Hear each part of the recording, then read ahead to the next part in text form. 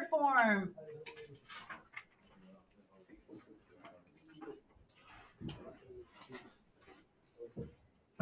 Not right now. So slope-intercept form is great. Put your phone away for a whole lots of different types of problems. And we've had a lot of those examples already. But not every single problem comes to us in the world in slope-intercept form. Some of them come to us in a different form where we have maybe two different rates and like we're adding up to a total.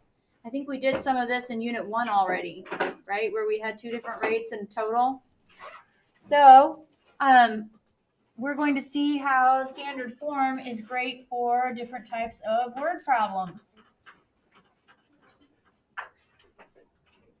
And then hopefully it'll make a little bit more sense what we're doing when we're finding our intercepts, because that is going to be our go-to solution path whenever we have standard form. Okay, so the first thing I need you to do is correct a typo. Do you see how this says 8 and this one says 10? It should be 8. Will you change the 10 to an 8? So we want to buy a total of 8 shorts and tanks at the mall. The equation to describe which combinations of shorts and tanks you can buy is X and Y add up to 8, where X is our shorts and Y is our tanks. Yes? Can I give you the equation? Or what I think? It's this one. But wouldn't you have to put in the numbers? Okay, we're going to fill out this table. So we need some points in order to be able to graph this, right? So let's say that we do just no shorts. X is the shorts, and Y is the tanks. So if we buy 0 pairs of shorts and we use all 8 of ours on tanks, then we can get 8 tanks. Let's say we get 1 pair of shorts. How many tanks can we get? 7. Okay, let's say we get 2 pairs of shorts. 6. And 3 goes with 5, 4 and 4, 5 and 3, 6 and 2, 7 and 1, 8 and 0. Now, how many points does it actually take to define a line? Does anybody know? 2. Yeah. Thank you, Aiden. It just takes 2. And my argument today, and I hope to sway you to this point of view, is that these intercepts, the ones with the zeros, are going to be the easiest to find consistently, okay, when you're in standard form. And we will talk about why in a minute. So now we have our points to graph. Let's label our graph and graph. So we put the shorts down here on the x-axis. I think we can count by ones. At least that's what I've done twice today, and nobody yelled at me, so I'm going to do it again.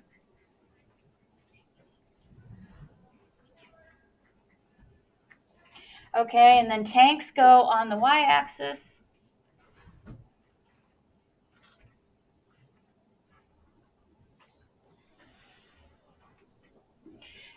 And then my title could be something like combos of tanks and shorts or something.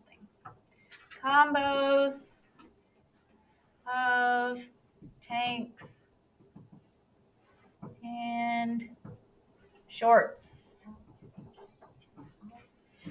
Doing a little vacation shopping.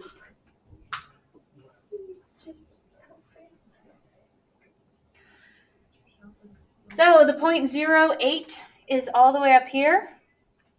And then 1.7, 2.6, and so on. Boop, boop, boop, boop, boop, boop, boop. And then once you get those points plotted, I have a great philosophical question for you.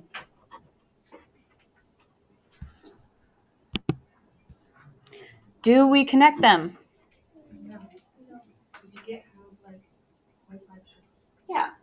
Well, I've seen some girls running around in half a shirt, but normally They don't sell half a shirt at the mall. Mhm. Or at least not half like this way, maybe half this way, right?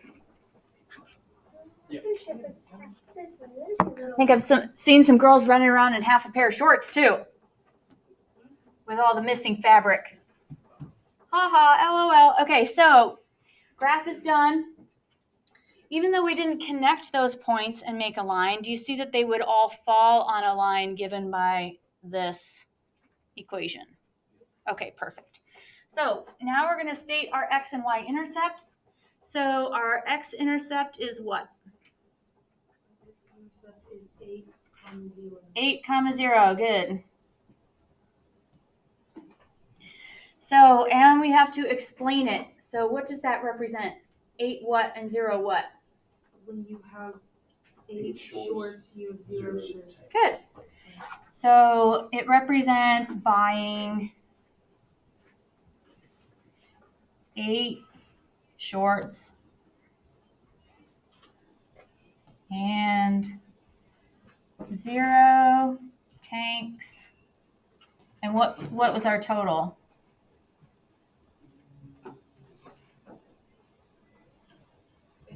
8 for 8 total. Okay, what about the y-intercept? 0, 8. Yeah. 0, 8. And this one's going to be almost the same except flip-flopped, right? So buying 0 shorts and 8 tanks for 8 total.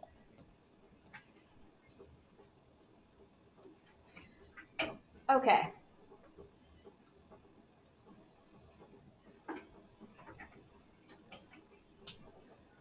Questions so far? All right. So now we have a slightly different situation where instead of giving us a max total, we have a budget. We have an amount of money that we can spend. So we are told that we have $24 to spend for shorts and tanks. Shorts are $6 each, so that's where we get the 6x from. Tanks are $4 each, that's where we get the 4y from. And if I add those two costs together, that gives me 24 bucks. So let's use a table and find some points to graph. All right, I'm going to make my table over here, right, kind of small. X, Y. Let's start where we did with on the last one with 0 for X. And is it super obvious to anybody if I get no shorts how many tanks I'm going to be able to get? You might think, but there's these weird coefficients in there, right? This one feels a little bit different. My coefficients aren't 1 this time, so I have to do a little bit more work, just a tiny bit. So let's plug X is 0 in and see what happens. So we'll do 6 times 0 plus 4y equals 24. And then we'll be able to figure out what the y is, right? What is 6 times 0? 0. So this goes away, right? At $4 a piece, if I want to spend 24 bucks, how many tanks can I get?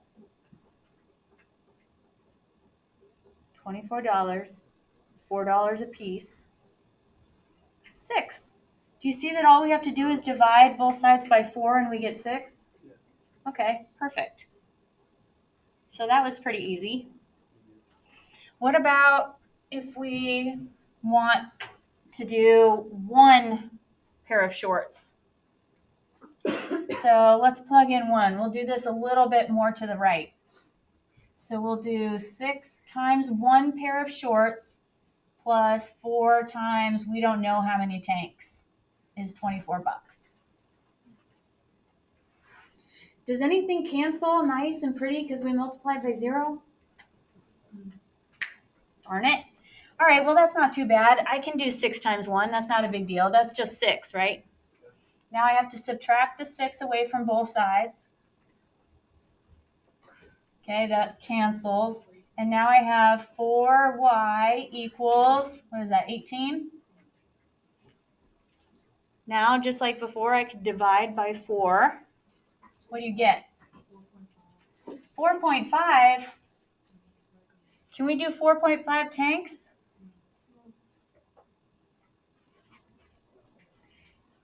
So, I mean, technically, is that a point on our line? Yes, but is that combination actually going to work for us? No. Which one gave us a nice, easy point to graph? Yeah, when we plugged in a 0. So, there are some cases where it doesn't matter what you plug in, you're going to get nice, pretty points no matter what, right? And then there are other cases where if you plug in points between the intercepts, you get a bunch of garbage points that are kind of worthless and don't tell you anything about how to set up your axes. They don't tell you what to skip count by for your scale. I mean, they're on the line, but that's about it. That's all we can say for them. So I'm going to argue that the easiest points to graph with in standard form are your intercepts. So let's find the other one. So let's make the y 0 this time.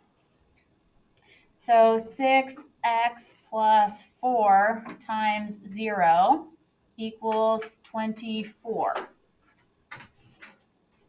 So if we do 4 times 0, it goes away again, right? That's so nice. We love that. We love when stuff cancels.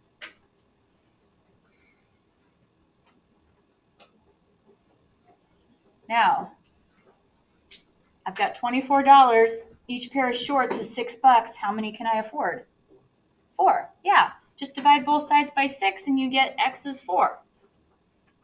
So easy compared to plugging in the other numbers. Like, don't work too hard. All right, so let's label our axes. We've still got shorts down here. We've still got tanks on the y-axis.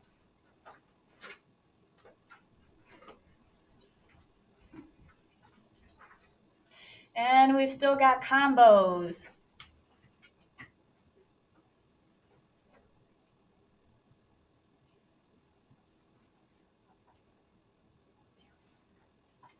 So all I need to define this line are those 2 nice pretty points that I found. I've got 0, 6, which is my y-intercept, and I've got 4, 0, which is my x-intercept. Now, do I actually want to connect these points? Not really, not because I don't really want parts of shirts and shorts. But can you tell by looking at it what other pretty point would be on here? Can you tell? What 3? 2, 3. 2, 3. Yeah, that's the only other nice one on here. The rest of them are kind of garbage points.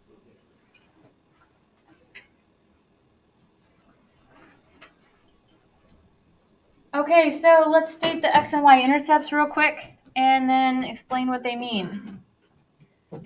So the x-intercept is the 4, 0.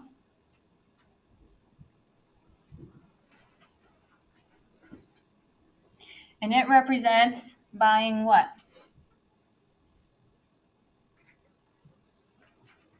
4 Buying for shorts and 0 tanks for how much money? For $20, $24. Good, $24. All right. And then the y-intercept will be 0, 6, and that will be buying 0 shorts and it's not much of a vacation if you get arrested because you're not wearing pants, just for the record. So this might not be the best way to pack your suitcase. And 6 tanks for your $24. 2 shorts and 3 tanks might be the way to go for this one, is what I'm saying.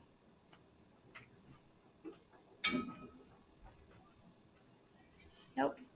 Okay. All right, any questions? Ooh, I have one. Why is the y-intercept bigger than the x-intercept? Why can we get more tanks than shorts? Because they cost less. Because they cost less, they're cheaper. So, a good way to make sure that you didn't get your intercepts flip-flopped, which is easy to do, is like, okay, do I have more of the cheaper one, right? Do I have less of the more expensive one? That's a good little mental checkpoint. All right, now that I've showed you why on earth we might want to use standard form, in an algebra class, they expect you to be able to handle standard form without necessarily needing to solve a word problem. So we're going to do a couple examples without word problems and then do a little bit of reviewing some random stuff. So let's use our little table strategy. We'll let the x and y take turns being 0. If we let the y be 0, then we have 2 times x minus 3 times 0 equals 6. The negative 3 times 0 goes away. What number times 2 is 6? 3. Okay, now we're going to put 0 in for x. 2 times 0 minus 3y is 6. The 2 times 0 goes away. Be careful. This one's a little trickier. We can either get a positive 6 by multiplying a positive times a positive, or go ahead. Negative times negative. Negative times negative. So what is y? Negative 2. Yeah. All right, so 3, 0 is our x-intercept. 0, negative 2 is our y-intercept. You can see that we are rising 2 and running 3. So if you want, you can get some more points that are on this line. Connect your points. Put some arrows on it. We're done. So we've already graphed these by rearranging them and getting the y alone, but this is an alternate path. You can put in your intercepts, your zeros, and find your intercepts and graph it that way. And we connect these ones. Yeah. Yeah, because this isn't talking about discrete values. All right, let's make another table. Do you guys want me to show you how to do it in your heads? Mm-hmm. Okay. All right, watch this. We know that when we put in a 0 for y, that term goes away, right? So what you do is you plug in the 0 for y and you just cover it up with your fingers. So 3 times what is negative 12? Correct. This is called the cover-up method, if anybody wants to know. All right, now when I put in a 0 for the x, my 3x disappears. So cover that up with your fingers or whatever. Negative 4 times what number is negative 12? Negative 3. Careful, careful. Positive 3.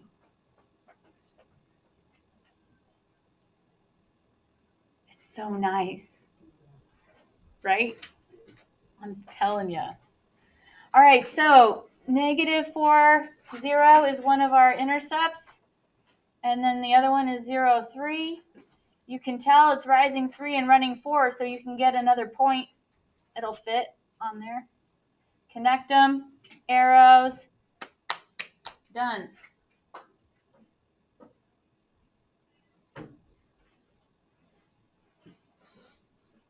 Okay, what's different about the last one compared to the first two? Y didn't have a number. Okay, y doesn't have a number. It's really got a 1, right? Okay, what else? Look at the symbols. That's inequality. It's an inequality, so we have to shade on this one. So what I'm going to show you today is how to graph the boundary with the intercepts and then use a test point to figure out where to shade. All right, so let's make a table.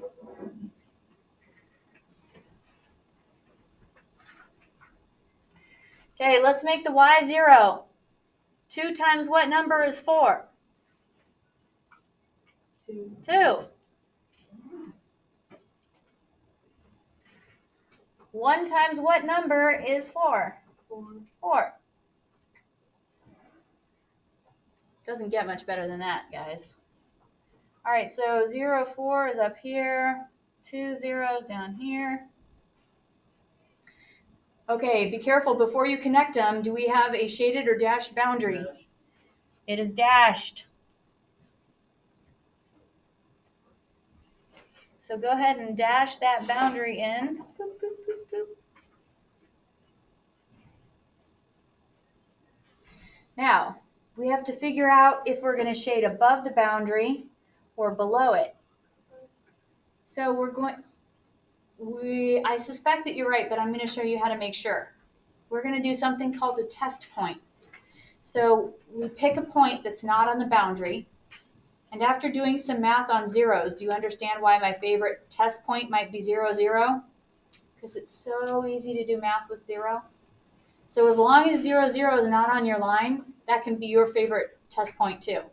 So we're going to test 0, 0.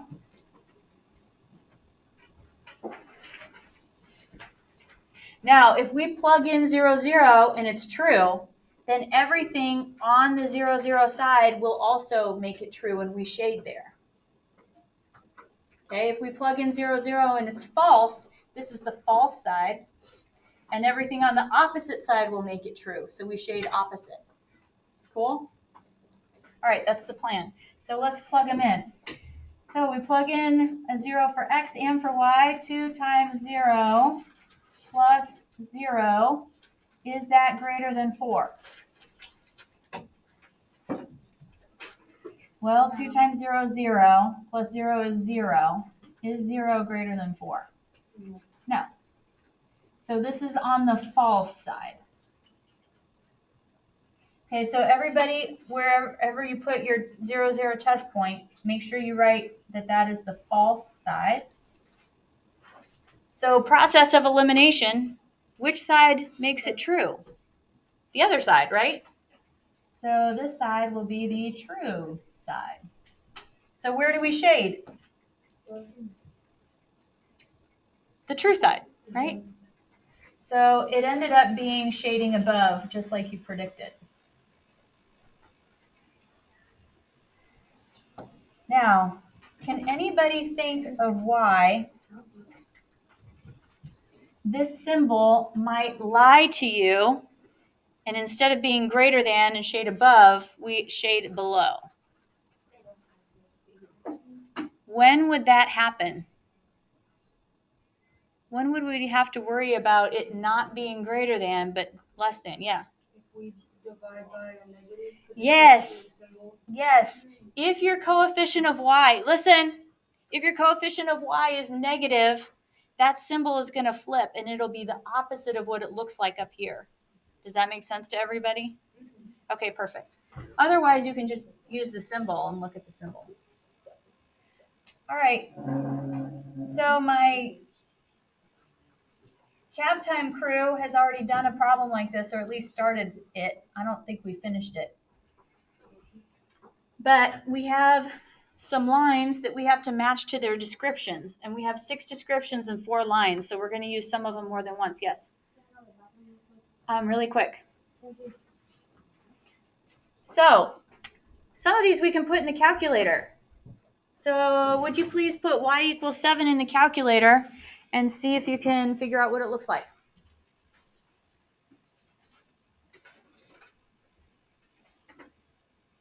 Looks like a triangle. Which one did you put in? 150. Oh, I don't know.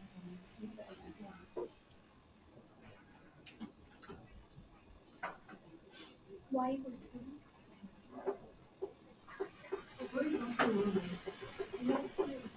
Yeah. So if you did it right, and these are your axes, it should be going like this. Did everybody get that?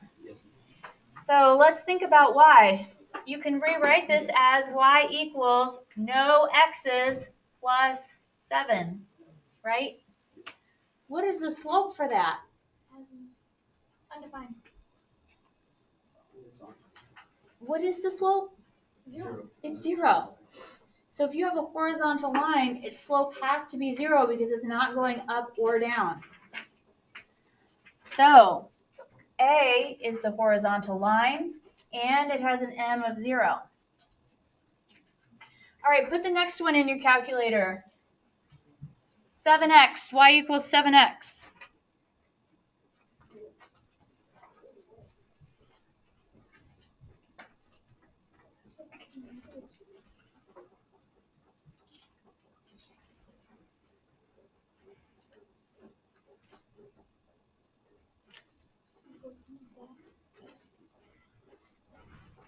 Right?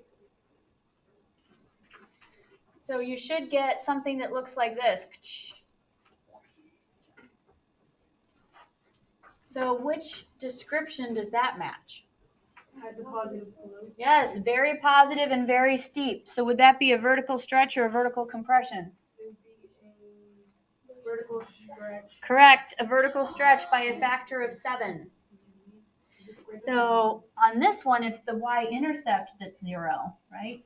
I just now did it with the vertical compression and the vertical stretch. Good. So Keep coming back. I did it wrong. All right. Can you put x equals 7 in the calculator? No. Yeah, good luck, right? But can we get it by process of elimination?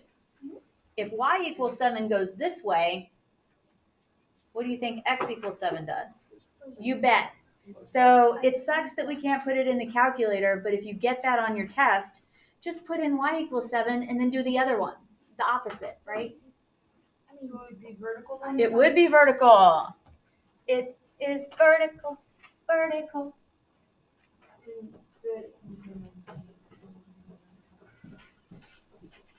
Okay, vertical.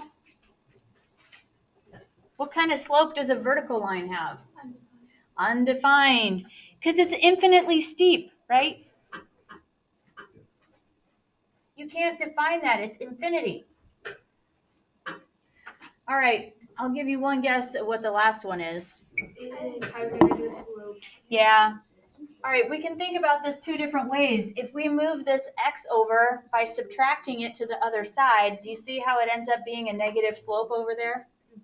Okay, the other way to think about it, using our lens from today, is that if we made a little table of x's and y's and added them up to 7, if I make my y 0, what's my x?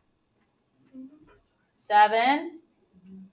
Okay, if I make x 0, what's my y? 7. And then if I graph that, that's these 2 points, and that has a negative slope. Right?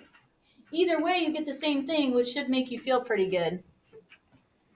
I didn't mean to do that in orange. This is going to be green. This one's green. That's D. All right, speaking of transformations, we learned a couple of days ago that the M wears a lot of hats for transformations.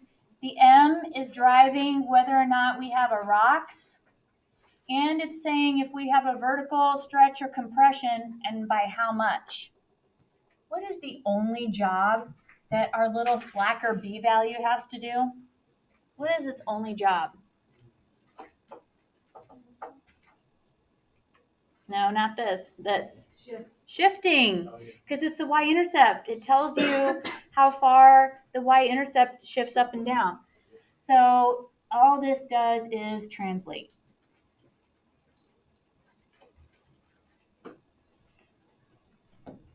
right, so looking at this equation, our m is -2 and our b is 4.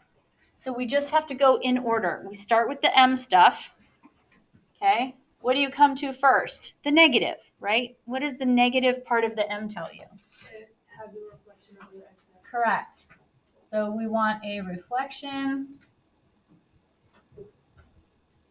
over the x-axis.